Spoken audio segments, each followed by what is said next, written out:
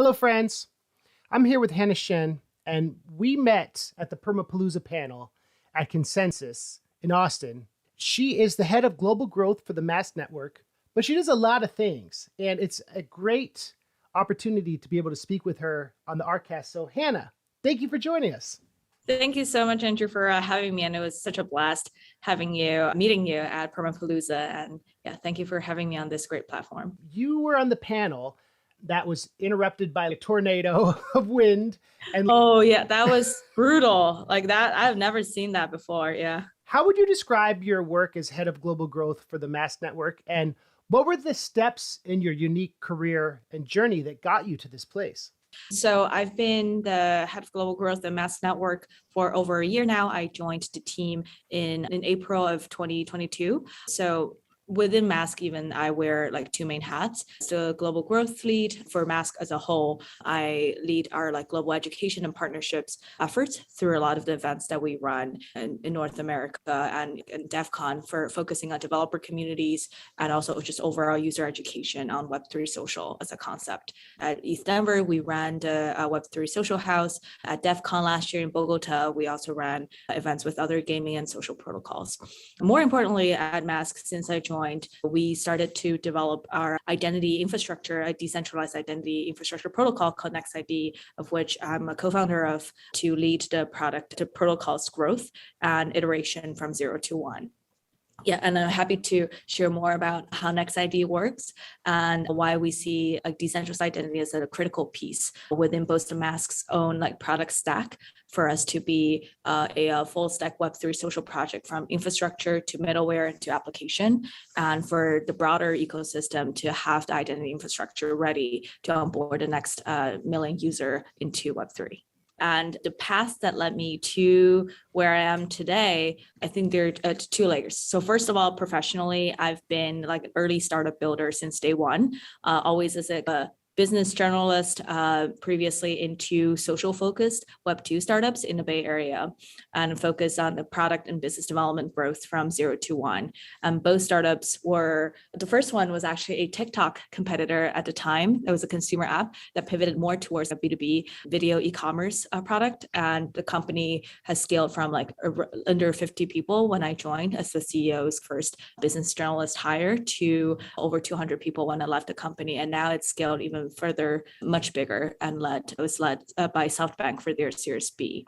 And when the company scaled, I joined an Andreessen Horowitz-backed startup on focusing on virtual events. So how do we make social interactions more fun, even when we're on Zoom? And then that the product really took off during the pandemic when people are cooped up at home and having the Zoom fatigue. So I'm always very interested in the kind of the social angle of using new technological innovation. And that naturally led me to look more into how creators are using different tools today to engage with their communities online. And with the investors that we had in Andreessen at the time and people I work with, I started to look more into Web3 empowered creator economy, and what will be what does it mean to have Web3 social, right? Like when we talk about social products, you're either social or not. And then it doesn't have to be Web2 or Web3, but then with Web3 social today, there's a fundamental change in terms of the tech stack, in terms of how our data is being stored and used, and who has a lot more agency, users vis-a-vis platform. So these are all, I think, very interesting new thesis and new product and infrastructure layer innovations in the domain area that I've always been very interested in. So that as I start to see more of opportunity going into Web3 adoption, that's when I stumbled upon Mask as a project. And just on a higher level, philosophically, my bachelor degree is in government and political science at Harvard. And then seeing the kind of how technology enabled different stages of social changes and are able to facilitate a lot of the cross-cultural discourse and mass mobilization, that's a bigger angle for me to see how the native financial system, the kind of all these on-chain immutable records, all these blockchain-enabled technological features, how that would interact with unlock more potential or like more changes that goes beyond just within the tech realm. And we're seeing this in markets where the centralized government and banks cannot be trusted, like where people are defaulting more to a permissionless and decentralized financial system to secure their assets. Like there could be a lot more use cases of this as the world evolves. And so today we see like the crypto world and the real world operate sometimes in parallel. But what I'm interested in is to seeing how these two worlds really merge, both in the bull case, where people really see the benefits of having their information on a decentralized web, they feel more empowered, and in more of a bear case, if things don't go really well in the real world, what are our alternatives as individuals? How can myself and my team empower more citizens around the world to be network citizens? You're on the forefront of bringing the world together. You do a lot of outreach. Tell me about your work with the MIT Bitcoin Expo and your work as a G20 youth delegate. Yeah, that's I think my hats outside of masks, but they're all connected in one way or not. Overall, I grew up in Shanghai, and then I've lived in the US and studied abroad in Japan, Germany in my kind of formative years. I really see myself as a connector across different cultures, across different industries, across different nations, and like kind of having these kind of cross-disciplinary communication, be the facilitator of that, is something very personally meaningful to me. So I currently am the co-president of MIT Sloan Blockchain Club and the MIT Bitcoin Expo for the past year. The goal of for me to lead this is, first of all, MIT Bitcoin Expo is actually the longest running academic conference on the blockchain in North America. Our past presidents, from Dan Ellazar to Jing, who's the co-founder of Optimism, and some of the core Bitcoin are all the founding members of this club. It carries a lot of legacy, and this is where I think the kind of the first generation of the enthusiasts, the purists, researchers into the Bitcoin, into Bitcoin, started their discourse. So I personally, I think it's an honor for me to be able to lead and be able to welcome back a lot of the Bitcoin, both Bitcoin OG devs and going beyond just the Bitcoin ecosystem, things around CK rollups and applications, and also regulations, a big topic this year. Gary Gensler was at MIT teaching crypto finance before he went on to do other important things in his career. Yeah, being able to keep facilitating these academic discourse that are fundamental focused, they're academic, that are very much anti-noise in a space, I think is very important. And that's a way for I think for us as an industry to be able to draw in more talents that are here for the long term. And with my also role at Mask for global growth, part of my mission is to be able to some interest and awareness around identity, around privacy and social, that will be meaningful to more of what I do at the MIT, being able to connect with people across cultures, with diverse group of people has been something very important to me growing up and having these kind of cross-cultural backgrounds. Last year, I was selected as one of the 4 official delegates representing China to participate in the G20 summits, youth summit. I was actually the first one with work experience who's educated overseas and focused on technology, diversity, and inclusion. So I was the leader in the diversity and inclusion track. And one big thing that I was pushing for, so our final deliverable for the Y20 summit is a communique across 20 states. And then that's something we, over the course of 6 months, we continuously discuss what are the top priority agenda that we want to advocate as youth, that we want to share with the leaders of states in G20.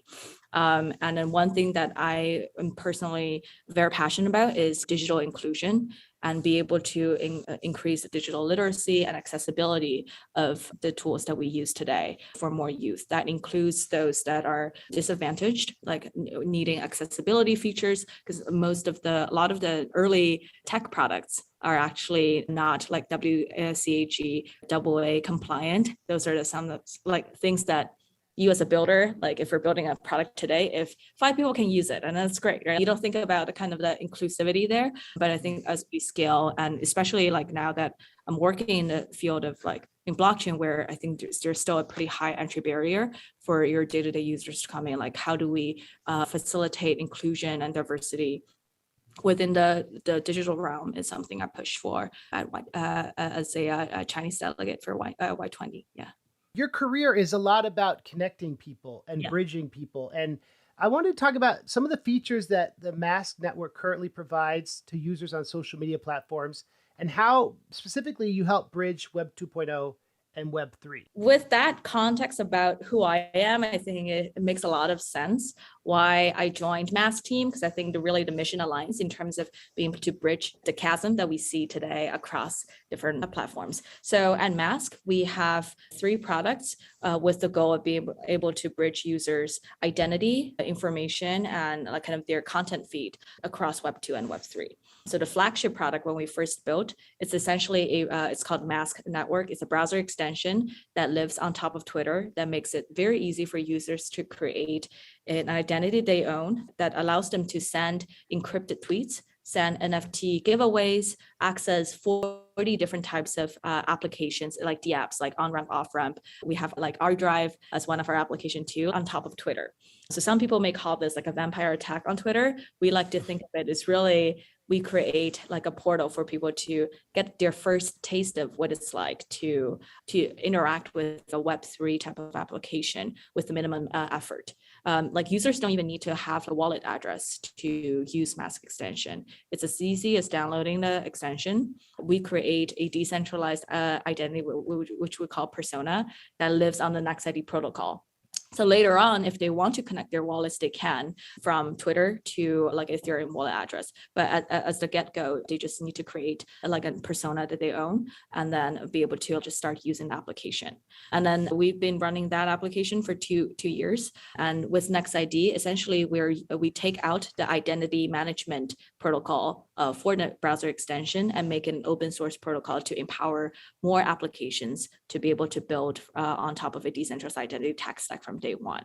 NextID's thesis is very similar. We offer the authentication and identity graph service to connect profiles on Web2 from GitHub to Discord, to Twitter and Reddit, to different wallet addresses across different chains. So it's a chain agnostic, very neutral solution that allows builders to be able to onboard users from Web2 to Web3 more easily through our like authentication service, and be able to also build a rich user profile very easily from day one that contains, for example, Hannah's identity across different Web2 platforms and Web3 platforms. So you can build with that interesting search functions, recommendation functions on top of our universal profile database. So we have the infrastructure, we have a middleware layer, the browser extension, and one application that we're experimenting at is called the Firefly app, recognizing that for social today, it has to be mobile first. So with the cross-platform identity that we have,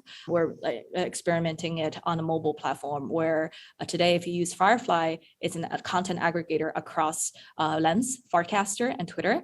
And it's designed to allow users to be able to discover the latest posts their friends have made across different platforms, the latest NFT collections they've made like across different platforms right within one app. That's another like on the application layer, how we're experimenting the Web 2, Web 3 integration. How does arweave's role tie in with Mask's mission? Does the idea of a content blockchain resonate with this, or is that kind of separate? Absolutely. I think there's a very direct connection between arweave's product suite, its mission, and what Mask is trying to do. Fundamentally, we want users to really own who they are, own their identity graph, and then their social graph and their footprints across the cyberspace. And to do that, data storage is like kind of content storage, be able to verify that you are who you are and have that piece of verification stored in a decentralized way, in an immutable way, is highly critical. And as any sort of creator, like we're all content creators today, be able to have our content, our legacy secured and like kind of shared in a decentralized way that's against like censorship resistant is also mission critical. So I think that's where arweave's mission, like Sam and our CEO Suji, like they really align on these like high level ethos of why we're doing what we're doing today. And more on the kind of feasible, like tangible level, how arweave plays into Mask's overall tech suite. So on NextID, we have a authentication service where users sign a cryptographic proof of who they are. like on Twitter, they will assign a signature to attest for that. And then they can also assign a signature to attest that they own a certain wallet using NextID's like decentralized identifier, like called Avatar. And then these proofs are backed up on arweave. We're not a centralized server. These should be things that are publicly verifiable, that are stored in a decentralized manner. On the Mask browser extension side, we make it really easy for people to experience, to upload content to like our drive, to understand what it's like to have your data stored on the permaweb. And these things are not something that users need to have like to go through significant entry barrier to access. And we want to be the kind of front end portal for users to access the permaweb. Yeah, and so arweave in the past and Mask, we've done a lot of collaborations also on the campaign side to educate users on like what does it mean to have your entire experience being like self-owned, self-sovereign, and decentralized. If you're having a central storage place for all this data, then it's not decentralized. Like one example we always use is if you have a Medium account or your Twitter influence, or you can have as powerful as former head of state and all that, everything you own today can be completely wiped out. It's just like in a matter of seconds. It's a decision made by individuals. There are a lot of things that beyond like individuals' control, like who gets censored and whatnot. So we definitely think the new age social media should have the element where people have alternatives. Like if a certain platform does not tolerate some types of remark, but doesn't welcome certain types of content, there's always an alternative for me to migrate my assets, my legacy. These are the capital that we hold today, our intellectual properties, right? Whether meme counts as intellectual property is a different discussion. I think it's a different genre, but there should be the options. We're a huge advocate that Web3 offers people just like permissionless alternatives for them to be a cyber citizen of dignity, like that can live on different servers or different platforms on the Fediverse or on a decentralized like web. Yeah. And then overall, you see this kind of growing awareness, and then with like tens of millions of people joining, hundreds of millions of people joining threads these days.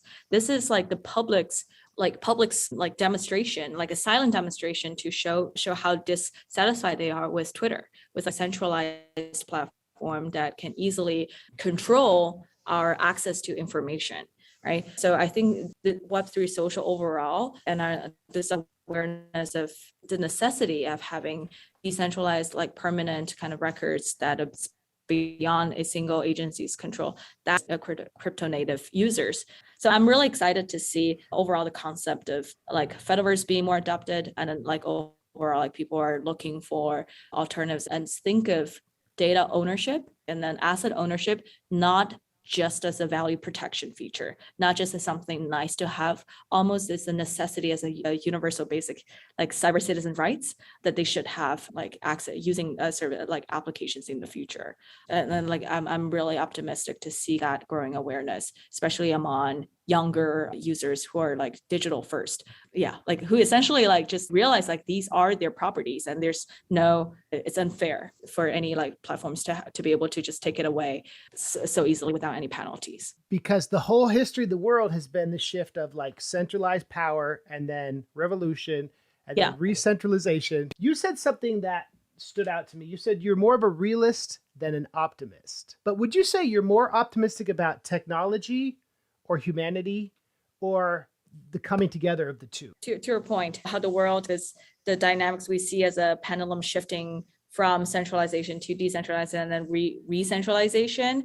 And it is also like one end it's a pendulum, and the other side is like it's a spiral effect, right? Like we see like overall more and more individuals like ownership become like baked into every single rounds of like revolution. Like people are trying to advocate for more ownership for themselves, and then like dissolve certain kind of centralized power. That's actually the opening line of the Chinese classic, The Tale of Three Kingdoms, is like in terms of the grand scheme of things, like when you're apart for too long, you integrate, and then when you're integrated for too long, you disintegrate. In the world that we live today, like we're like, let's say in crypto, full like decentralization doesn't mean, I don't think it just necessarily equates to anarchy. or just like having no leader, right? It's about how you build agency, build more agency and ownership for individuals while be able to organize them into forces, into different platforms, different servers on Mastodon or different communities on lands, however you want to form it. There still needs to be some gravitating effort. I don't think technology can save us alone. Technology has historically been proven to be used by centralized, really the privileged and centralized entity to bad apps of the masses, or in many cases as a state-to-state weapon of deterrence. Right, we've seen technologies go rogue or go wrong way too many times historically. It has to, technology in itself doesn't take a stance almost, or Satoshi Nakamoto took a stance in why Bitcoin white paper is there, right? But how it was used later on, as we see today, I think I'm a realist in the sense that in the past 2 years I've been building in the crypto space, not everyone talks like me or think like me. There are a lot more other incentives that's coming in for people for highly educated technologists to use this force for evil as well. So you can see things being swung both ways. And then I think from my point of view, or from Mask, for us to advocate and build the world that we're truly passionate about, there has to be a lot more conscious governance in terms of how we're building technology, what kind of talents we draw to the space, what kind of incentive mechanism we're designing around our protocols to incentivize the right type of directions. And then how do we find users that are here not just to make short-term speculative gains, but actually see the value of the applications that we build today that are decentralized in nature, that enables them to unlock more values, like entertainment value or financial value, et cetera. So there has to be a very conscious governance of a powerful technology, I think, for things to work. The human piece, the governance piece, plays a bigger role in terms of guiding crypto forward, because you see the old guard regulators trying to crash it down. And we've seen experimentations with DAO governance. Some of them work, some of them doesn't. But I think it's at a crossroad where there needs to be more of a proactive effort in terms of guiding the technology forward. What a thoughtful response. I really like that. And the way power structures and technology and history all play together is fascinating. It's something that comes up a lot on this podcast. You talked about the moving and historical Sound of April video when you were a panelist at Permapalooza. The idea of how Web3 can promote social revolutions and how Mask can be part of this. So for those that are not aware of Sound April, it's essentially this collage of different sound bites that from phone calls to conversations that edited together during a 2-month pandemic lockdown in Shanghai, where because of the COVID-19 outbreak, the city essentially mandated a mandatory lockdown, where I was part of it for health concerns. I understand where they're coming from, but it was a really strict. And then in that context, there are also emergencies happen when you can't leave your home, like access to medication, people are not getting food, there was they cut off. There's no Uber Eats during that time. There's ration government supplies. All right. So it was, I think, a very realistic representation of some of the struggles that people face when they don't have much agency in terms of their personal mobility, in terms of how they're getting their daily nutrition and medication and all the necessary services. And then when this clip went out, it was something that was, I think, truly touching. That was a moment of solidarity, I think, almost for people who were locked down. It was a moment of also sadness for those that were suffering from these lockdown. But at the same time, it definitely contains, I think, certain elements of the messaging that we want the government to hear for us to be treated more properly, for the policy to be executed more properly in the process.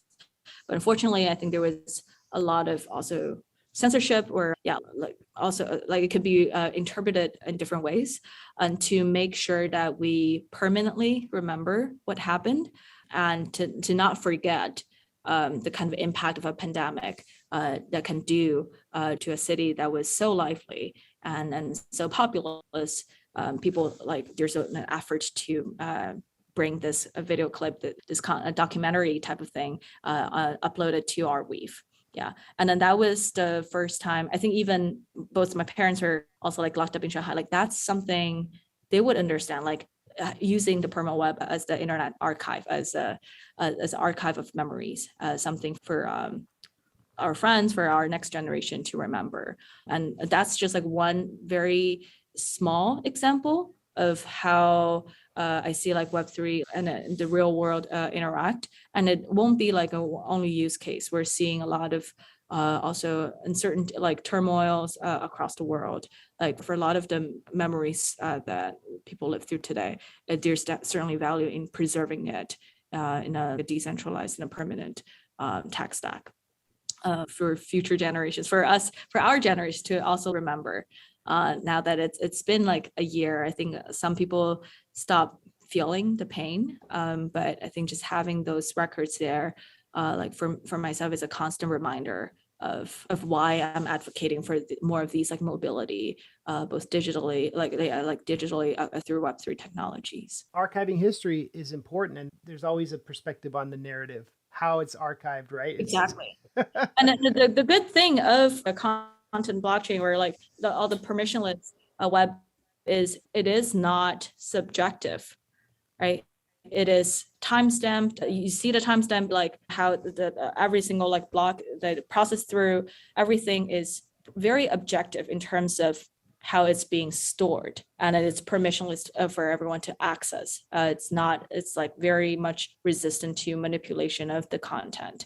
And historically, I think this is a huge like revolution, like a huge disruption to how history has been written, driven by different narratives in the past, right? Like where do you find a lot of valuable like firsthand information in the future could hugely benefit from a decentralized archive built on permaweb. It's unprecedented, right? It's never happened. And like AI has been taking the eyeballs of everyone these days, right? And then with AI, ChatGPT, deepfakes, like the authenticity and validity of content becomes an ever important like issue to historians, for us, like for people to understand what is truly truth or not.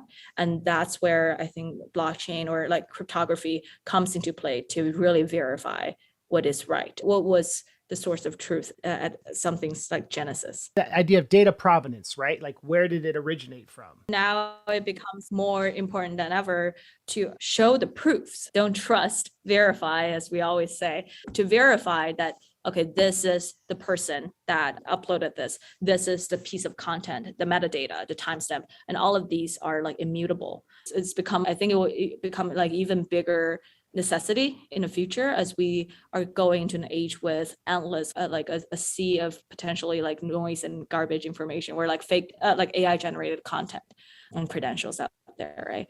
Yeah, so I think that's why outside of applications, we're focusing a lot of our bandwidth now in terms of decentralized identity levels. In the age of AI, in the age of these like machine generated content and identities and bots, it becomes like ever like more mission critical for us to be able to attest users' identity, to verify them through using immutable technologies like cryptography or on-chain data and records.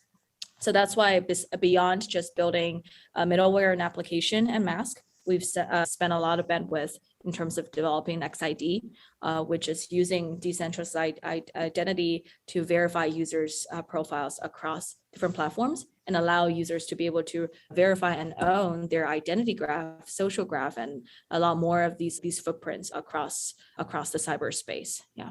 So that's interesting because we talk about NextID and DIAS. I was wondering, how can that technology be useful for dApp builders? NextID as a decentralized identity protocol is designed for dApp builders. We're developer-facing protocol. And today, there are two main modules for NextID that allows decentralized like application builders to be able to both like write into the NextID DID protocol using a decentralized identifier provided by like generated on the NextID protocol for the users themselves to attest their identities across Web2. So I can log in with my Twitter account, with my Discord or GitHub, and through the DID-based authentication service that we have, then we can generate like a NextID avatar for them. Then they can then connect to different wallet addresses across different chains. Like onboarding users, like developers can use this to write identity data onto the NextID protocol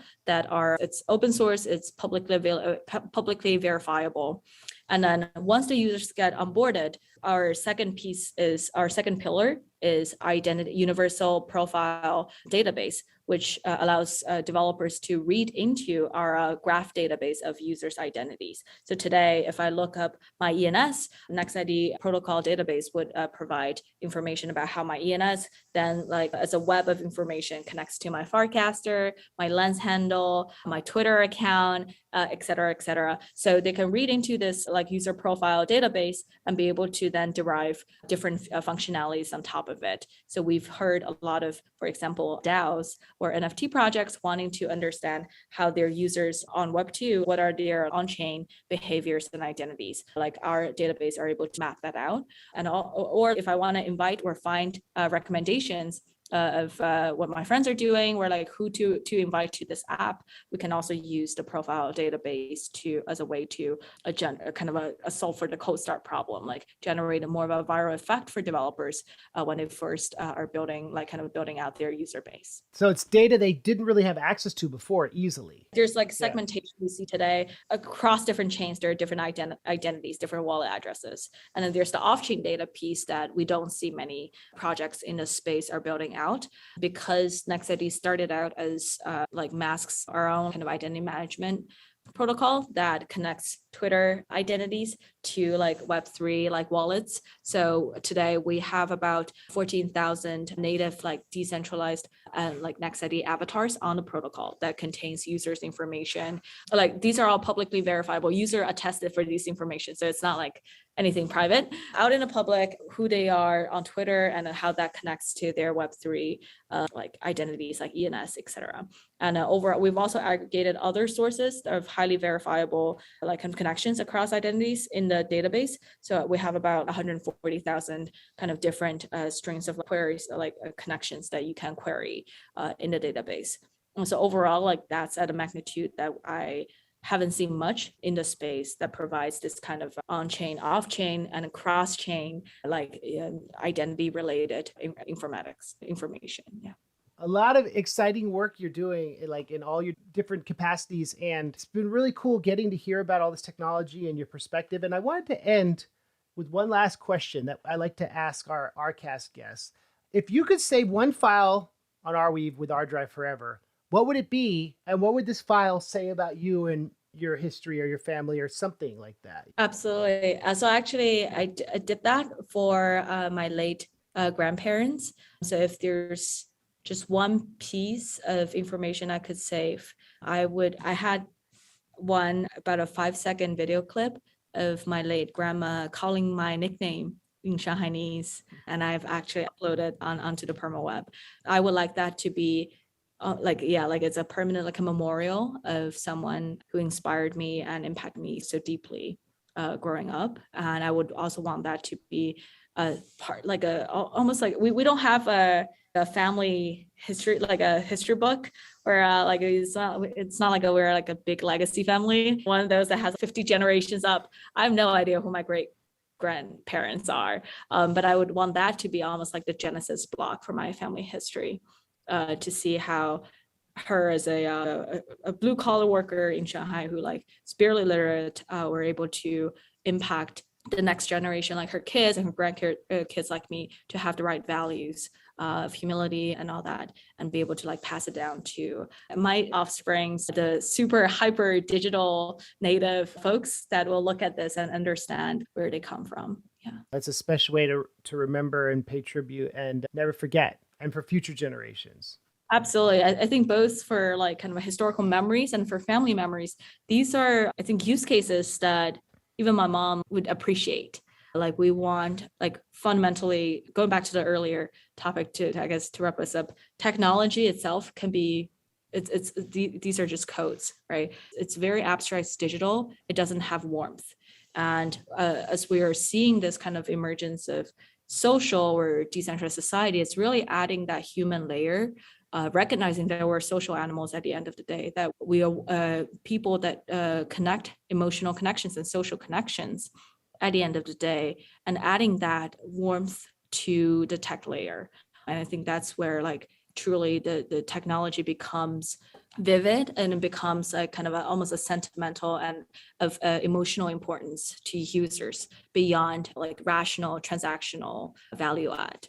Yeah, and that's like what we're hoping to create, that kind of genuine and humane user experience, even in Web3 through Web3 social innovation. I really like that. You bring a lot of a big heart to it. And as a head of global growth with Mask, you're really able to communicate these things in a sensitive, intelligent way, which I know our listeners will be excited to learn more. Where should we send people? Yeah, absolutely. So I think today, if you are new to Web3, you're like, check this thing out, like definitely follow mask.io on our Twitter and try out Mask browser extension if you're on your laptop, and then try out Firefly app, which is a separate Twitter. Try out the app on your mobile to see what like this like future of social aggregation looks like across Web2 and Web3. And if you're a developer today looking to build something that's next generation, that's revolutionary in terms of building a next gen social app or DAO tooling and all that, please do check out NextID on our official Twitter, and you'll be able to access our developer handbook, where we detail outlay the different modules that we offer, the SDKs that we offer to developers today, and things that you can build around. We are going to be at ECC, and then there will be like hackathons to build social use cases around our universal identity graph very soon. So stay tuned for that. Thank you, Hannah. You're a great guest. Thank you so much, Andrew. And thank you so much for this opportunity to share our thoughts and my story. Yeah.